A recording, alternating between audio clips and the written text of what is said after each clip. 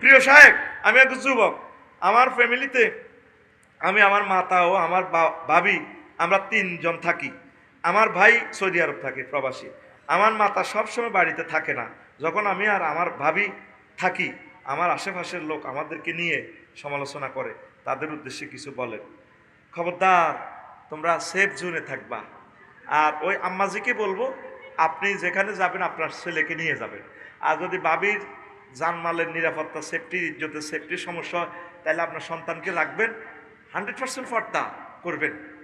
খবরদার, ইবলিস যে কোনো সময় অ্যাক্সিডেন্ট করাই দিবে। আল্লাহ, তুমি মেহরবানি করে আমার ওই যুবককে সেভ করো আল্লাহ। আরেকটা প্রশ্ন, সে বলতেছে, কে বলতেছে, কত রকমের প্রশ্ন। হুজুর, আমার মেজো ভাই আমার বাবিকে ঝগড়া করে 3 তালাক দিলে 7 দিন পর তার পরিবারকে নিয়ে মেলামেশা সহ সকল কিছু করে। এখন সে বলতেছে 3 তালাক একসাথে দিলে তালাক হয় না। আপনি বিস্তারিত বলেন। এই যে তালাকের পর 1 বছর সংসার করেছিল, হবে কি? তালাক তো তালাক হয়ে গেছে, ধরা খাইছে, রাগের মাথায় তালাক দিতে।